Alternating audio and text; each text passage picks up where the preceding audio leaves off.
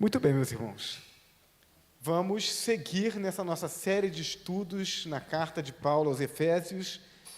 Eu quero compartilhar com os irmãos hoje de Efésios capítulo 5, versos 3 a 7. Efésios capítulo 5, versos 3 a 7. Eu vou fazer essa leitura primeiro na NVI, e aí depois eu vou fazer a leitura novamente na versão Almeida Corrigida Fiel. Primeiro na NVI o texto diz assim: entre vocês não deve haver nem sequer menção de imoralidade sexual, nem de qualquer espécie de impureza, nem cobiça, pois estas coisas não são próprias para os santos. Não haja obscenidade, nem conversas tolas, nem gracejos imorais, que são inconvenientes, mas ao invés disso, ação de graças. Porque vocês podem estar certos disso. Nenhum imoral, nem impuro, nem ganancioso, que é idólatra, tem herança no reino de Cristo e de Deus. Ninguém os engane com palavras tolas, pois é por causa dessas coisas que a ira de Deus vem sobre os que vivem na desobediência. Portanto, não pratiquem com eles, ou não participem com eles dessas coisas. Agora, na Almeida Corrigida Fiel, o texto diz assim: mas a fornicação e toda impureza ou avareza nem ainda se nomeie entre vós como convém a santos. Nem torpezas, nem parvoíces, nem chocarrices, que não convém, mas antes ações de graças.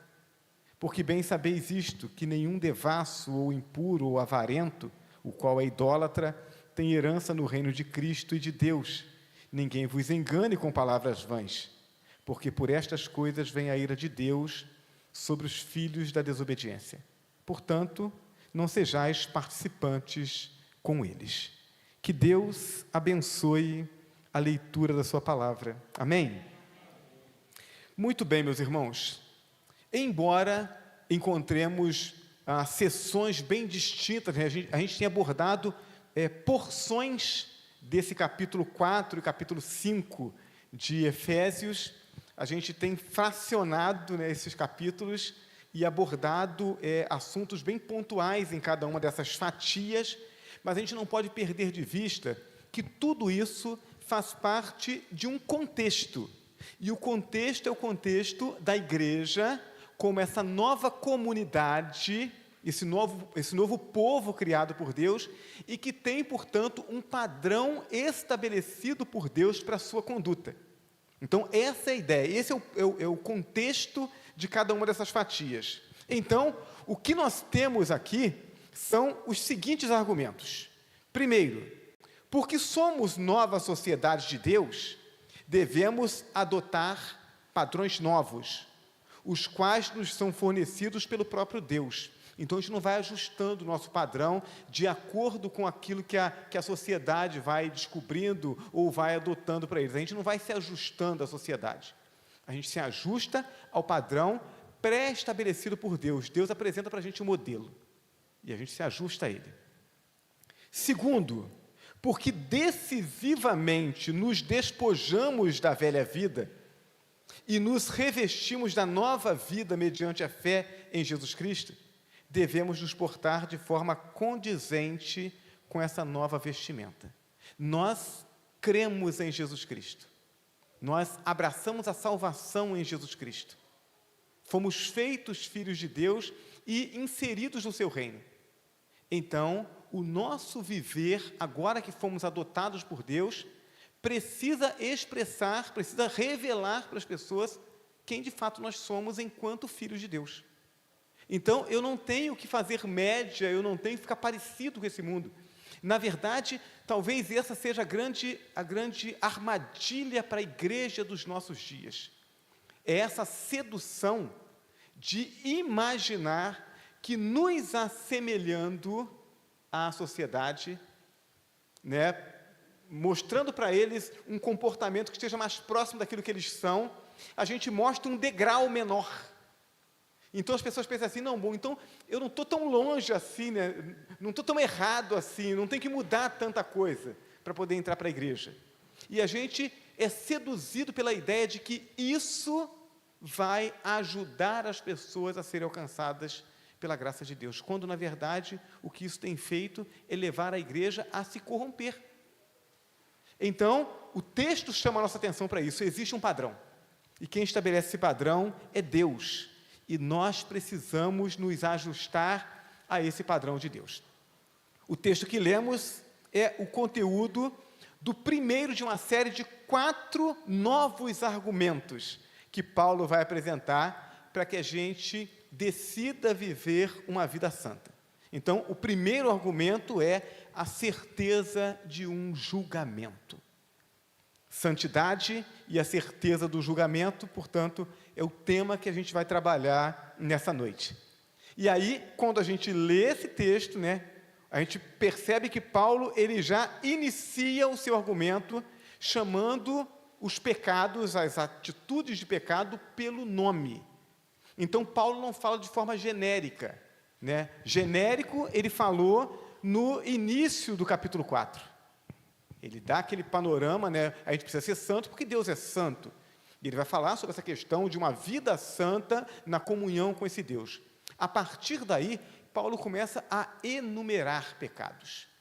E é isso que ele faz nesses versos 3 a 7. Então, Paulo ele vai falar sobre a gente entender que o pecado que é adotado pela sociedade, por mais que a sociedade considere isso como normal, padronize isso como comportamento, isso não deve nem ser nomeado por nós, né? Ele começa dizendo assim: entre vocês não deve haver nem sequer menção da imoralidade sexual, nem de qualquer espécie de impureza, nem de cobiça, pois essas coisas não são próprias aos santos. Isso é natural para aquele que não conhece a Deus, não para nós. E aí eu quero chamar a atenção dos irmãos, porque a gente ouve cada vez com mais frequência o discurso seguinte: pastor, esse comportamento, né, esse zelo pelo vocabulário, essa coisa de não poder usar essa ou aquela palavra, essa ou aquela expressão, de não poder contar essa ou aquela piada, de não poder ter esse ou aquele comportamento no namoro. Não, pastor, isso aí era uma coisa do passado, né? A sociedade mudou. Como se nunca tivesse havido esse comportamento imoral antes. E que isso fosse apenas um reflexo natural de uma evolução da sociedade. Mas não é isso, irmãos. Na verdade, o que nós temos visto de comportamento imoral na nossa sociedade hoje, já existiu em proporções iguais ou talvez maiores no passado. O que mudou foi que o cristianismo estabeleceu, e aí a gente pode discutir se isso foi bom ou se foi ruim, a maneira como o catolicismo, como religião do Estado, impôs esses valores para a sociedade, dominada primeiro pelo Império Romano e depois pela própria influência da Igreja. Foi imposto isso. Então, a gente pode discutir a maneira como a Igreja se conduziu enquanto imposição da fé e não de proclamação do Evangelho Salvador. Mas uma coisa é certa: a Igreja, no exercício da sua influência, certa ou errada, da maneira correta ou não, impôs à sociedade um padrão moral que é o padrão bíblico, cristão. Freou toda aquela imoralidade que havia antes. E a partir do momento que a sociedade começa a rejeitar esses valores cristãos, ela começa a caminhar novamente para essa imoralidade, mas isso já existiu antes em proporções muito maiores. Quando a igreja começa a crescer, ela cresce em uma sociedade completamente mergulhada na imoralidade. É por isso que Paulo ele dá tanta atenção a esse assunto, escrevendo aos Efésios, né, na cidade de Éfeso, onde havia o templo de Diana ou Ártemis, um culto que era envolvido por imoralidade sexual e que, portanto, fazia com que esse comportamento imoral fosse algo não só natural, mas era até incentivado dentro do contexto religioso daquela cidade.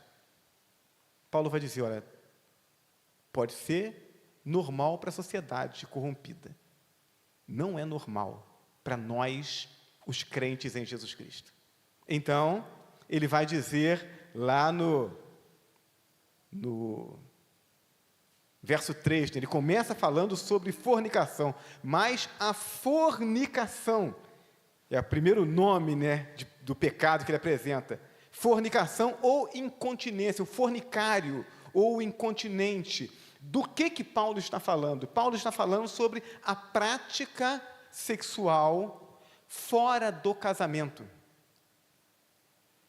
Veja, a igreja durante muito tempo teve dificuldade, né, escrúpulo de falar sobre sexo.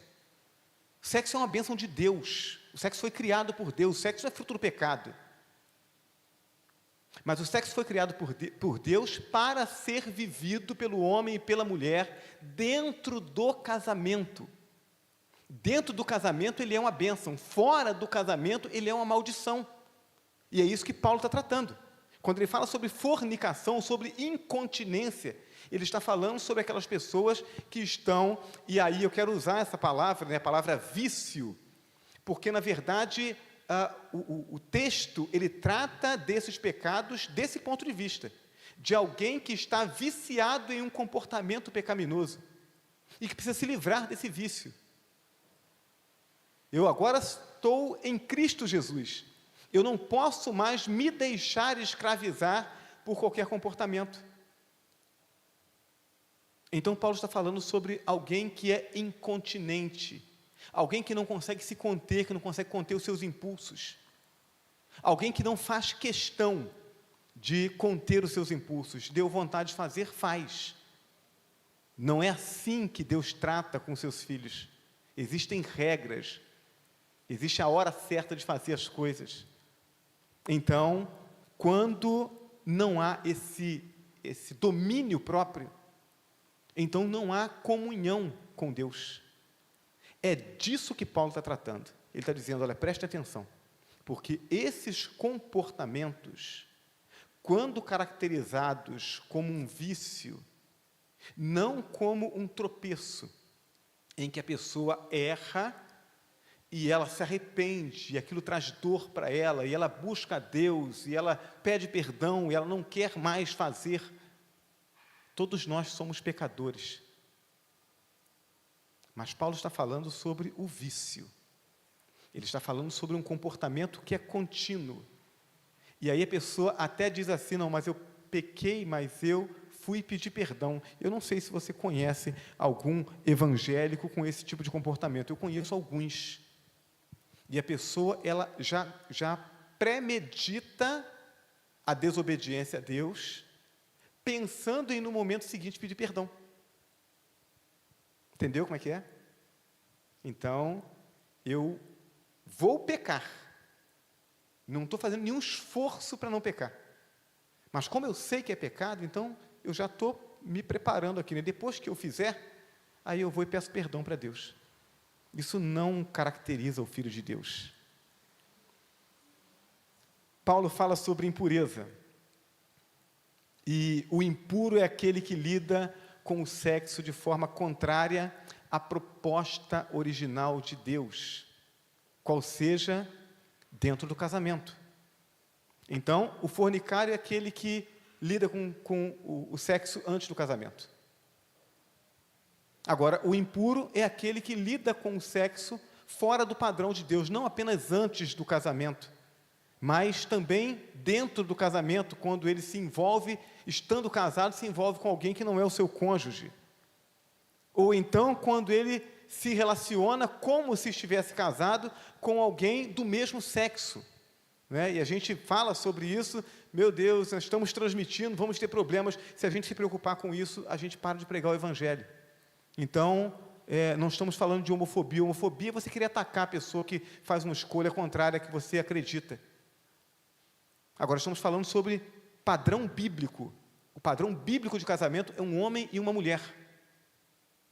Então, a Bíblia fala sobre sexo de forma santa, quando um homem e uma mulher se unem em matrimônio e vivem o prazer sexual dentro do casamento. Esse é o padrão bíblico. Então, qualquer coisa diferente disso está contrariando a vontade de Deus, contrariando a direção de Deus. E aí, o texto bíblico está chamando essa pessoa de impura. Essa impureza caracteriza a separação do homem de Deus.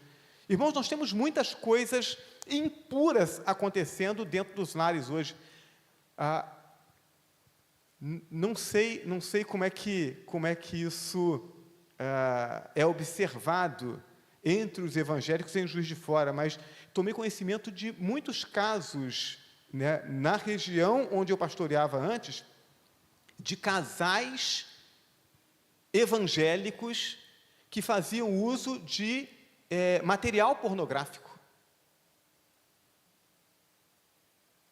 E eu fico imaginando que tipo de conceito de vida cristã, de santidade essas pessoas têm. Pastor, mas isso é para aquecer a relação. Não, isso é para apodrecer a relação.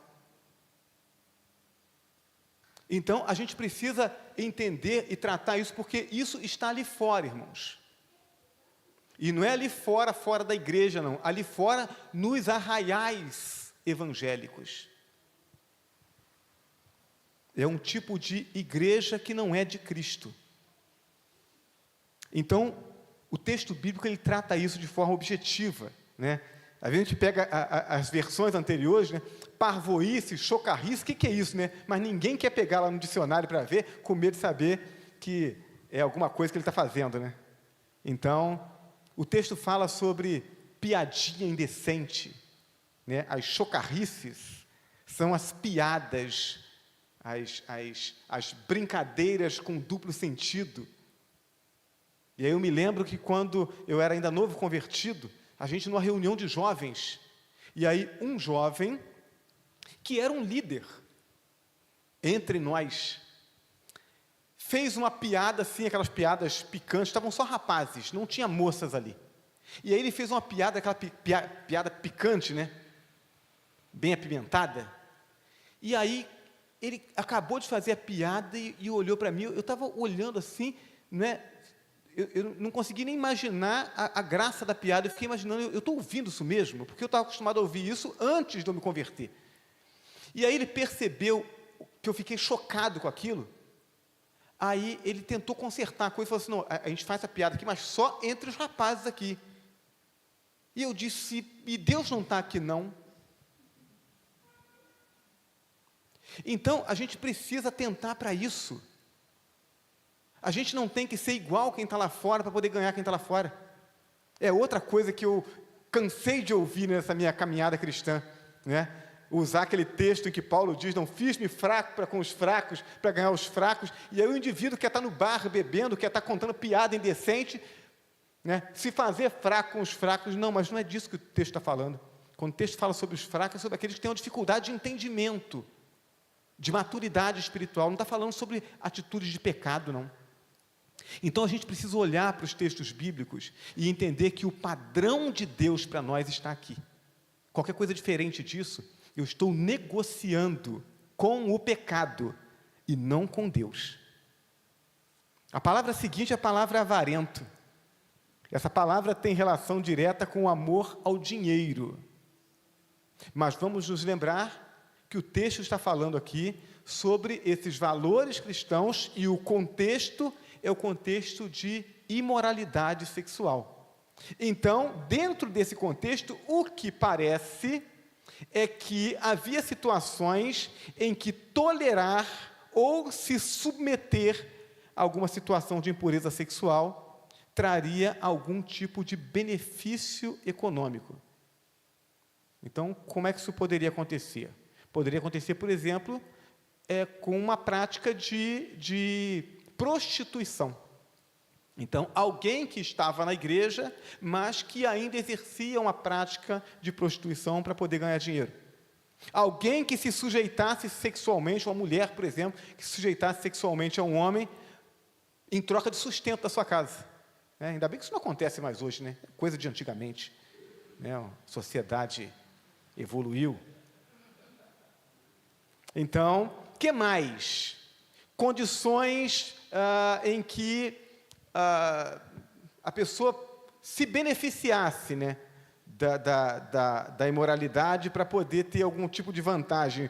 Quando nós pensamos nos nossos dias, por exemplo, no início do meu ministério, aliás, no início não, mais ou menos uns 6, 7 anos de ministério já, eu fui procurado por uma senhora e ela já tinha ido em 2 ou 3 cultos na igreja e aí resolveu conversar comigo, marcou um horário no gabinete e aí chegou lá e contou, né, que ela era membro de uma outra igreja, mas que ela orou a Deus, né, pedindo a Deus que Deus desse um companheiro para ela. E aí, na semana seguinte, um homem bateu na casa dela e disse para ela assim: olha, gostei de você e eu queria morar com você. E ela disse: olha, entendi, pastor, que aquilo era a resposta de Deus. Né, eu me contive e falei: vamos ver aonde que essa história vai parar, né? E ela disse: mas aí, como eu era membro da igreja, o pessoal não entendeu e acabaram me desligando da igreja. Eu tenho vindo aqui, né, tenho me alegrado com o culto aqui, eu queria saber se eu posso frequentar aqui a igreja. Falei: claro que pode, né? Seja bem-vinda, vai vir nos cultos, vai sentar ali, vai vir na escola bíblica, vai aprender de Deus. Mas eu posso ser membro, pastor? Falei: tem que casar. Não, pastor, mas se a gente casar, aí tem uma questão lá de pensão, daqui, de lá, a gente perde, né, é complicado. Falei: bom, não tem jeito. Aí ela saiu meio triste de lá, e aí depois ela comentou com uma outra pessoa. Ela disse que a igreja do canteiro era santa demais para ela. E eu disse: amém. Porque esse tem que ser o nosso compromisso. Então, esse é uma outra situação. As pessoas, elas não estão preocupadas em satisfazer a expectativa de Deus. Deus estabeleceu um padrão, irmãos, para que a gente ensine a sociedade. A igreja é coluna e firmeza da verdade. A igreja é o padrão. As pessoas precisam, quando há um desejo no coração, olha, eu acho que eu não estou vivendo muito bem, eu acho que eu não estou correto, tem alguma coisa errada, eu quero entender como é que eu faço para viver certo, de acordo com a vontade de Deus. Para onde a pessoa tem que olhar? Ela tem que olhar para a igreja. Então, se o sal perdeu o seu sabor, para que ele serve? Se a igreja não aponta para a direção da santidade de Deus, para que a igreja serve? Então, a gente precisa ter isso em mente, porque é disso que o texto está tratando. Paulo está dizendo: olha, vocês já aceitaram Jesus, vocês já são salvos, mas o comportamento de vocês precisa revelar essa salvação. O comportamento de vocês precisa revelar quem é o Deus a quem vocês servem. Se não for assim, não adianta. E aí, quando o texto fala aqui sobre essa questão da avareza, é idolatria porque estamos idolatrando o dinheiro. Mas no final das contas, irmãos, a grande tentação é a mesma que Eva sofreu. A serpente disse para ela assim: Deus não quer que vocês comam da árvore, porque quando vocês comerem, vocês serão como Deus. Essa é a tentação. Essa é a tentação que todo ser humano sofre, de idolatrar a si mesmo. Então, é difícil imaginar assim: não, vamos rejeitar Deus, porque na hora do aperto eu sei que eu não dou conta. Então, na hora do aperto eu quero ter alguém a quem clamar. Mas no dia a dia, não, eu não sirvo a Deus, eu sirvo a mim. Eu sirvo aos meus desejos. É isso que eu quero. Eu não quero um namoro em que eu sente e a minha namorada sente do lado, né, no meio de todo mundo, né, com a luz acesa. Não, eu quero um namoro em que eu esteja sozinho com ela, de preferência com a luz apagada. Mas eu sei que isso vai dar ruim. Não, mas eu quero. Então, no final das contas, é a idolatria de si mesmo. Quando o texto fala sobre a avareza, ele está falando sobre a idolatria de si mesmo. É se colocar no lugar de Deus. Mas aí, depois de enumerar os pecados, Paulo diz assim: ninguém vos engane com palavras vãs. Vocês acham que tem um jeitinho? Não, não tem jeitinho. Naquele tempo, como hoje, as pessoas tentam racionalizar a impureza, tentando fazer aquele comportamento se passar como algo de menor peso. Ou então aquela coisa que é inevitável. Não é inevitável, não tem jeito. Antigamente dava, agora não dá mais. Então, já que é inevitável, Deus vai aceitar.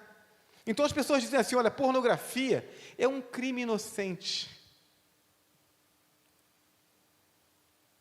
É só assistir, não está fazendo nada.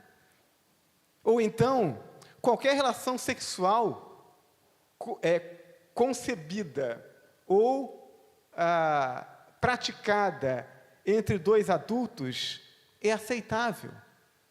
Aquilo que acontece dentro das quatro paredes está tranquilo. Não, está tranquilo desde que esteja dentro do padrão de Deus. Senão, não está tranquilo, não. Então, nos tempos de Paulo, os gnósticos, eles diziam o seguinte: o corpo é prisão da alma. Então, quando você estuda, quando você se aprofunda nos estudos, quando você medita, quando você adora, quando você canta, quando você está no ambiente de culto, você está edificando o seu espírito. O que acontece com o seu corpo depois daquilo ali não afeta o seu espírito, porque o corpo é mau. Então, você maltratar o seu corpo, você entregá-lo aos prazeres, não tem problema nenhum. Esse era o conceito dos gnósticos. O problema é que isso tem influenciado a igreja dos nossos dias. E não é incomum nós termos jovens que participam do culto, às vezes cantam aqui na frente, levanta a mão, adora, chora, ministra sobre a igreja. E sai dali e vai com o namorado para o motel. Só que isso pode parecer normal para essa sociedade corrompida. Mas não é normal para Deus. Para Deus isso é pecado. Isso nos separa de Deus. Pessoas estão perdendo o temor de Deus. Começa a namorar. Será que vai dar certo? Não sei se vai dar certo. Então, ao invés de casar, vamos fazer o seguinte: vamos morar junto por um tempo? Vamos morar junto, né? E não dá para ficar na igreja, né? Aí sai da igreja. Aí, se der boa, casa e aí volta para a igreja. Será que a gente está brincando com Deus? Não é a igreja, não é a organização, é Deus. Então a gente precisa olhar com cuidado para as advertências bíblicas. Os que assim se conduzem são chamados de filhos da desobediência.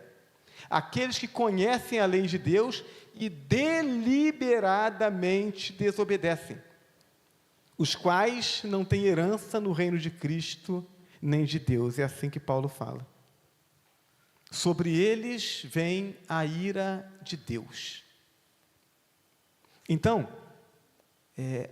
só para fechar esse assunto, a gente precisa esclarecer 3 pontos.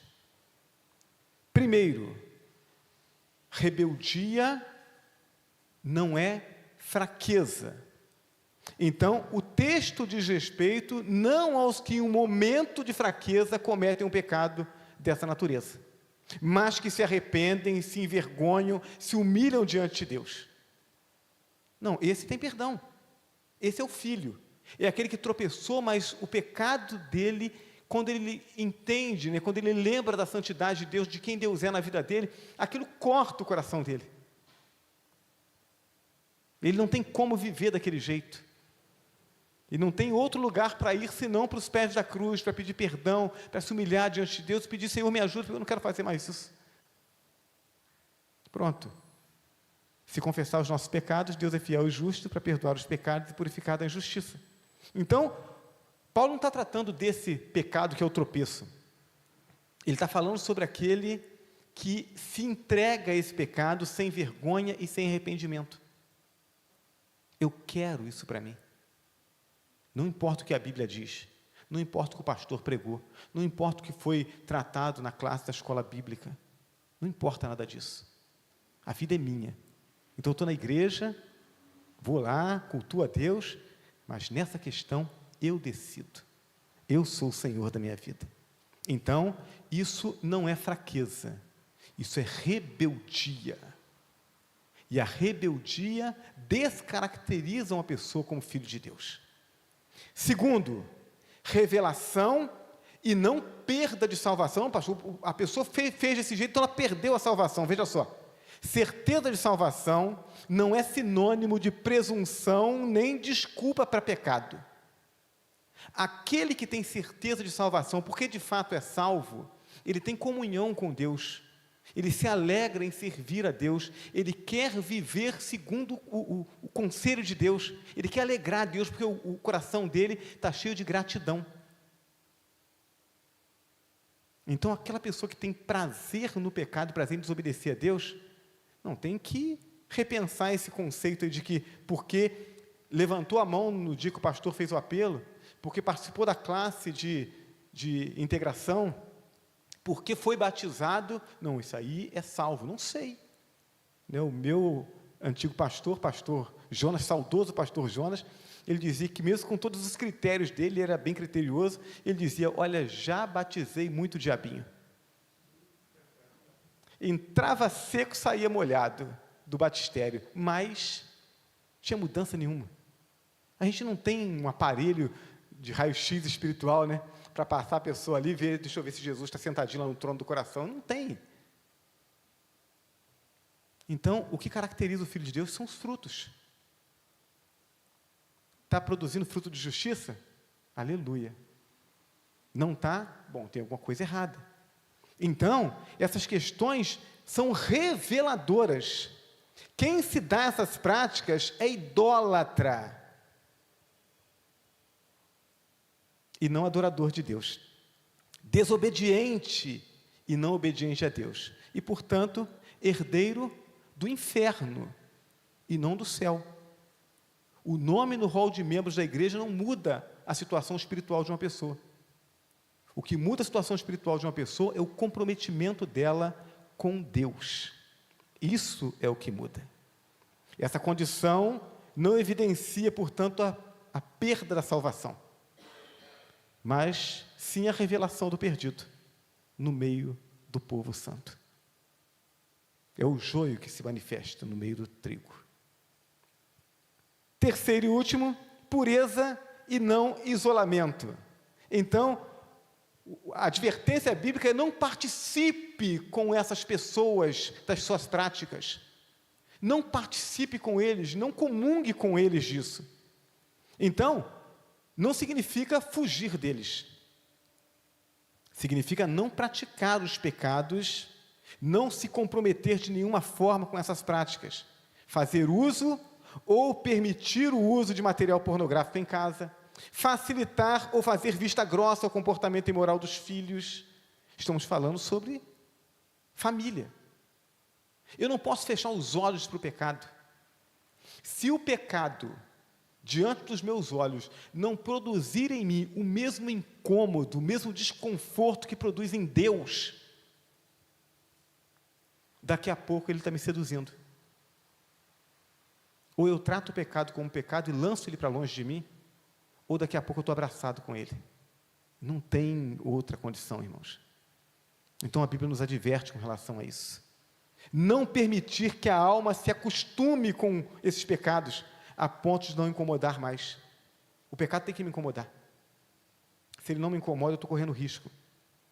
Tudo isso sem deixar de se relacionar com o não crente. Por quê? Porque ele peca. O não crente fala palavrão. O não crente conta piada indecente e imoral. O não crente trai o seu cônjuge. O não crente se diverte com imoralidade. É a vida dele. É a vida de alguém que está sem Deus. Eu preciso me relacionar com ele, para que ele veja a santidade em mim. Para que na hora que ele contar piada imoral, ele veja que eu não ri. Para que na hora que a rodinha começar a falar sobre coisas imorais, eles vejam que eu saí. Por quê? Porque isso vai revelando para eles que tem algo no comportamento deles, embora eu goste deles, eu queira a amizade deles, eu queira o bem deles, mas há coisas no comportamento deles que eu não concordo, que eu não quero participar. Quando a gente faz isso, a gente é sal e a gente é luz. Se eu saio, se eu abandono o convívio com esses não crentes, eu furto deles a possibilidade de verem a diferença na minha vida e de entenderem que estão errados. Eu preciso estar com eles. Mas eu digo sempre isso, né? O meu lugar de diversão, o meu lugar de estar relaxado, de estar desfrutando do momento, é aqui com vocês. Aqui eu desfruto desse momento. Aqui eu abro o coração. Aqui a gente se cuida.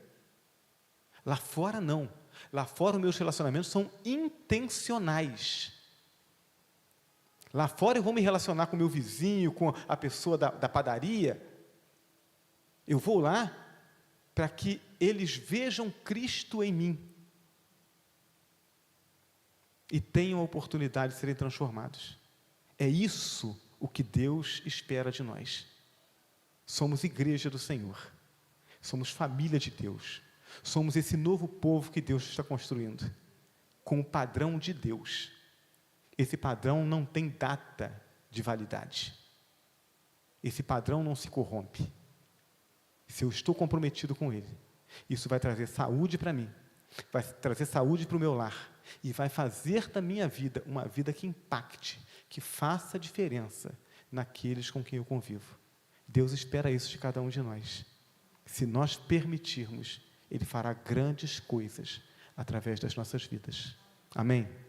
Coloque-se de pé, vamos orar ao nosso Deus. Pai Todo-Poderoso que está nos céus, pedimos ao Senhor em nome de Jesus que produza no nosso coração o mesmo sentimento que há no teu coração em relação àquilo que é pecado. Que possamos sentir o mesmo incômodo, a mesma repulsa, Senhor. Que o nosso coração se encha de amor pelos pecadores, a ponto de não abandonarmos essas pessoas, mas que a gente nunca perca esse incômodo em relação aos pecados, para que isso nos mantenha num viver santo, um viver que agrade ao Senhor, e nos mantenha sendo esse incômodo na sociedade, um incômodo que produz a reflexão, que deixa as pessoas chateadas algumas vezes, mas que produz a reflexão que os leve à salvação. Abençoa, Deus eterno, as nossas famílias, que os pais sejam exemplos santos para os seus filhos. Abençoa a nossa juventude, Senhor Deus.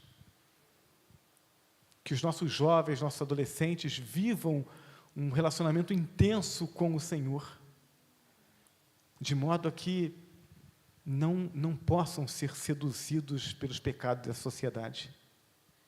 Faz com que as nossas vidas brilhem, ó Deus, para que aqueles que estão enganados, mas que dentro de seus corações desejam servir ao Senhor, possam olhar para nós e entender que existe uma outra forma de viver, porque existe uma esperança. E assim que a nossa vida promova o crescimento do Teu reino. Esse é o nosso desejo, Senhor, e a nossa oração. Nós oramos ao Senhor em nome de Jesus, o nosso Salvador. Amém? Os irmãos podem se assentar. Com oração silenciosa, nós encerramos esse momento de culto.